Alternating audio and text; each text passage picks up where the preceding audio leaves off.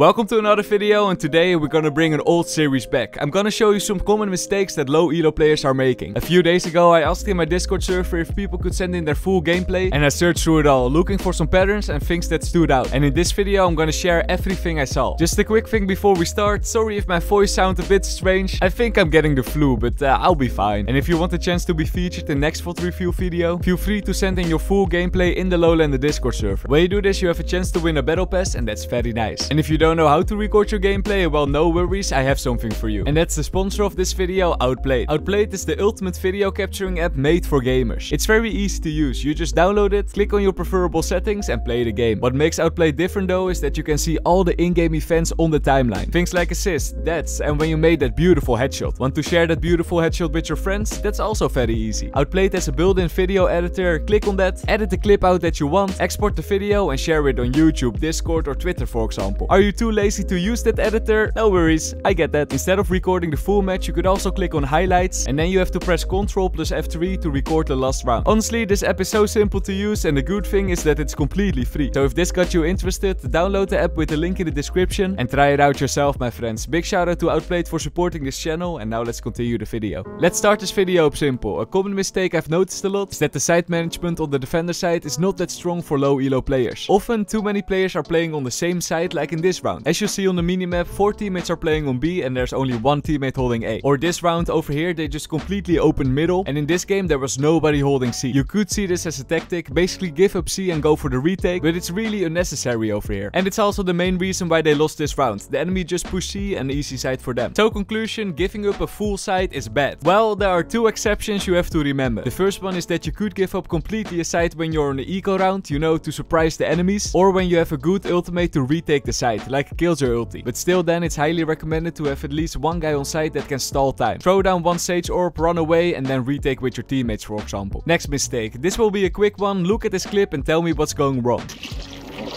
Yes, okay. Wait, I'm stuck. Help me. That's done. Mr. Lowlander, nothing is going wrong. Jacob got 2 kills, easy peasy. I know, in the end Jacob got the kills, but the thing that went wrong is the team play. In this round, Jacob got into a nasty situation. It happens sometimes. So he asked his teammates for help, and look what they did. They just run away immediately. So a tippy to all the low elo players, always try to work together. If the Phoenix helped Jacob over here, it was a way safer round. But luckily, Jacob did his warm-up of course, and he got the 2 versus 1 easy peasy. Next mistake, rush B no stop. All the old school CSGO players know this meme, but for those who don't know, when someone says rush B no stop, you just rush B with 5 teammates and don't stop. Rush B no stop. This could be a useful tactic to surprise the enemies, but the problem in low elo, I've noticed that this is basically every round on the attacker side. They will either rush B, A or C, but always all together, and this is often not the best tactic. The reason for this is that it's kinda a do or die. If the enemy has utility and they use a smoke for example, the whole tactic is gone. When you push through, you're probably gonna die, and when you rotate back, the enemy will rotate with you in time. Plus, when you all push together on one side, you give the enemy so much control over the map. Take this game for example. In the first round everybody rushed B and they lost the round. The second round everybody rushed A and they lost. Round after again 5-man A rush and they lost again. The 4th round basically went the same, and a few rounds later... Flag. I guess you get the point by now, but what can you do about it? Well, like I said, the biggest problem with all pushing together is that you give the enemy so much control over the map. So to tackle this problem, I would recommend 2 things. The first one is to either always try to go for some sort of split, 3 teammates through A main and 2 through art for example, or instead always try to have at least 1 lurker. The lurker doesn't even have to make kills, but the fact that 1 teammate is standing on a different spot gives so much info about the enemies. The lurker can hear the steps, hear the enemy rotating, and use that info to your advantage. When done correctly, you get so much map control and easy kills from behind.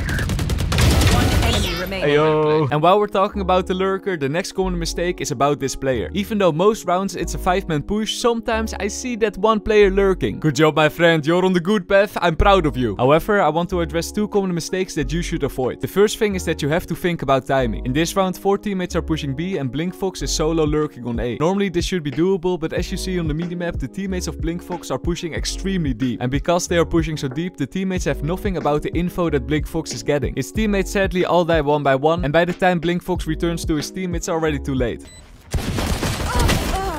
So instead, when you get a feeling that your teammates are gonna push hard, try to lurk a little bit closer to your teammates. Go through middle instead of through the other side, for example. Or instead, communicate with your teammates and say that they should wait with pushing until you get the info. And another common mistake about lurking, this is a small one, but a rule of thumb you have to remember is that when you got your ultimate, lurking is not the best option. In this round, Blinkfox again did the lurk, but his ultimate was ready, and believe me, the Fate ultimate for the entry is very strong. So next time when your ulti is ready, consider pushing with your teammates and let someone else lurk. Now some funny and short moments where we can learn from. First, do you also have teammates like this so now and then? Pay attention to this teammate Jet.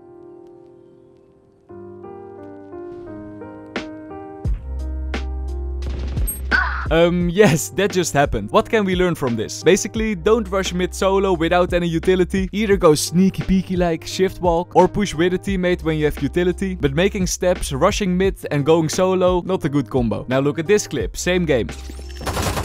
Spike planted. Even though this was less obvious than last round, it's the same principle. Don't peek solo, he should have waited over here till his teammates flanked around. Next one, look at this clip. Oh my. Yeah, not much to say about this one. It happens to us all, just always check your corners, also when you're lurking. Next clip, what's wrong about this? Sheesh.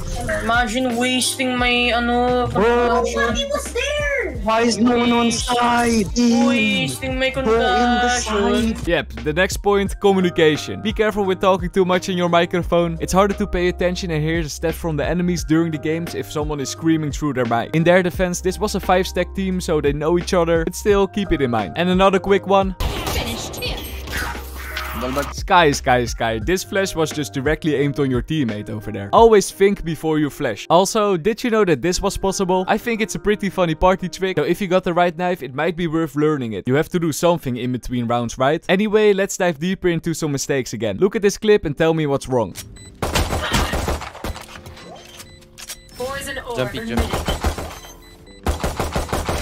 Okay, a few things. Let's call this point the 1v1 post plant. When you're standing in B heaven and the spike is planted in that corner, you have so much advantage over the enemy. So use that advantage. The first thing is that the time pressure is on the enemy. So when you hear the peep peep, you don't have to peek immediately. Just chill out, you know, wait like 3 or 4 seconds and then peek. The second advantage you have is the positional advantage. When you are peeking, you see the full body of the enemy. So in conclusion, a very easy target to hit. Well, on the other hand, from the enemy's perspective, if you are peeking right, then the enemy will only see a part of your body, not your full body. The mistake made in this round, however, is that this is not the right way of peeking. When you strafe all the way to the right and then all the way to the left, the enemy will still be able to see your full body. So instead, go for jiggle peeks. The first jiggle peek is just for info, you don't even have to shoot. And when you see the enemy is sticking, go for another jiggle peek, again just for info. And when the enemy is still sticking, that's the moment where you're gonna peek and shoot. Here's an example of how you're supposed to play it. It's on a different map, but it's the same principle. Yeah.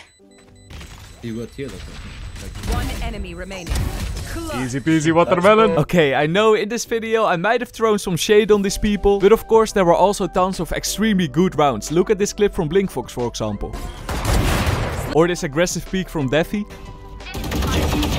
And they made tons of other plays, so big shout out to everyone who sent it in their thoughts. The Battle Pass winner of this video is Jacob. Thank you so much for watching and I see you guys in the next one. Peace.